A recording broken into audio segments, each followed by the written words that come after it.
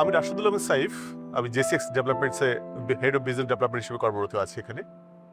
একজন ল্যান্ডলর্ডের প্রথমতই কোশ্চেন করে থাকে, আমার এই মূল্যবান সম্পদটুকু আমি ঝুঁকিতে ফেলছি না তো? জেসিএক্স কখনোই কোনো প্রপার্টি ঝুঁকিতে ফেলে না, বরং আপনার প্রপার্টির যথাযথ মূল্যায়ন, সর্বোচ্চ ভ্যালু এনশিওর করাটাই হচ্ছে জেসিএক্স এর মূল মোটো। জেসিএক্স কি প্রপার্টি ভ্যালু এনশিওর করে?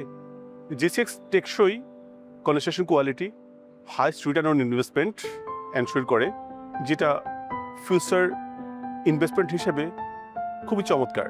একজন ল্যান্ড যে কোশ্চেনটা করে থাকে যে আমি কি জেসিএক্সকে ল্যান্ড দেওয়ার পরে আমার নিয়ন্ত্রণ হারাবো?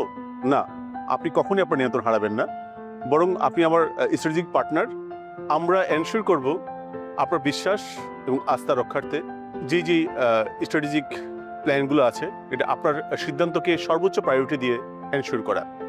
জেসিএক্স এমন একটি স্ট্র্যাটেজিক প্ল্যান তৈরি করে এবং ফ্লেক্সিবল সেলস স্ট্র্যাটেজির ফলে আমরা আমাদের প্ল্যান মাফিক কনস্ট্রাকশন কোয়ালিটি, প্রোডাক্ট এনশিওরমেন্ট এবং হাইস্ট কোয়ালিটি এনশিওর করা।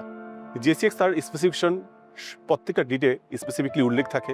আপনার প্রোডাক্টের কোয়ালিটি, কোয়ান্টিটি এবং ব্র্যান্ড সব কিছু মেনশন থাকে, যা লিগালি এনফোর্সেবল।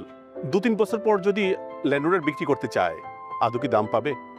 আমাদের product highest resale friendly, most demandable এবং ল্যান্ডমার্কেবল।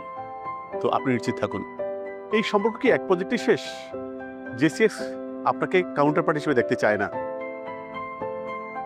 জেসিএক্স সম্পর্কটি কি লম্বা হোক, দীর্ঘায়িত হোক, জেসিএক্স ইটস বিয়ন্ড বন্ডিং।